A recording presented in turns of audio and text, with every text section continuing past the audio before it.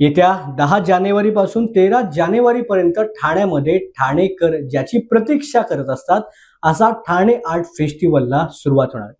Pratap Sarnaik foundation यांच्या माध्यमातून Thane art फेस्टिवलला सुरुवात होते आणि ह्याच बाबतीत कोणकोणत्या कार्यक्रमांचं नियोजन केलं जाणार आहे, 4 दिवसांचा हा कार्यक्रम कशा पद्धतीने रंगतदार होणार आहे याबद्दल स्वतः मंत्री प्रताप सरनाईक यांनी माध्यमांसोबत बोलत असताना अधिक माहिती दिली। पाहूया।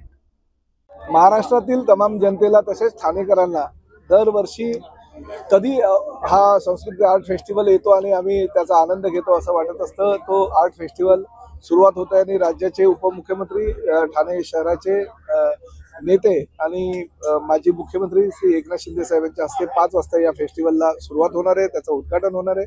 आणि प्रामुख्यानं ह्या फेस्टिवलमध्ये सगळ्या जाती धर्माच्या लोकांचं एक रॅली आम्ही काढतोय। त्यांनी स्वागत होईल, स्वागत यात्रा निघेल, त्यामध्ये लहान मुलं सुद्धा शाळकरी सहभागी होतील। अशा प्रकारे चांगलं उद्घाटनाचा कार्यक्रम आम्ही ठेवलेला आहे। 6:30 वाजता शुभम मुद्गल यांचा गायनाचा कार्यक्रम आहे आणि त्यांचा सन्मान सुद्धा एकनाथ शिंदे साहेबांच्या हस्ते होणार आहे।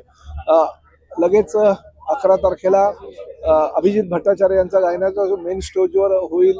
त्याचबरोबर 12 तारखेला जो गुलाबी साडी फेम संजू राठोड त्यांचा कार्यक्रम गायनाचा होईल आणि 13 तारखेला जे मिका सिंग आहेत त्यांचा कार्यक्रम होईल। असे मोठमोठे कार्यक्रम घेत असताना पद्मश्री, पद्मविभूषण आणि मोठे मोठे कलावंत या आर्ट फेस्टिवलमध्ये सहभागी होऊन आपली कला सादर करतील। प्रामुख्याने तुम्ही त्या ठिकाणी बघितलं राजा रवी वर्मा यांच्या पेंटिंग्स आहेत, आमचे रेड्डी साहेब या ठिकाणी आलेले आहेत। म्हणजे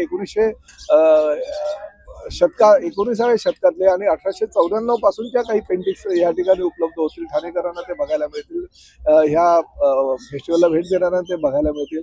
अशा प्रकारचा भरगच्च कार्यक्रम आम्ही या ठिकाणी केलेला आहे। 11 तारखेला राज्याचे मुख्यमंत्री भेट द्यायला येणार आहेत, तर 12 किंवा 13 तारखेला अजितदादा पवार सुद्धा या ठिकाणी भेट देतील। त्यामुळे लाखो लोकांच्या उपस्थितीमध्ये हा फेस्टिवल कसा सक्सेस होईल यासाठी आम्ही प्रयत्न करणार आहोत आणि निश्चितपणे जो आनंद दरवर्षी आमच्या सगळ्या ठाणेकर जनतेला आणि या फेस्टिवलमध्ये सहभागी होणाऱ्या जनतेला मिळतो, त्यापेक्षा आनंद द्विगुणित करण्याचा आमचा प्रामाणिक प्रयत्न आहे।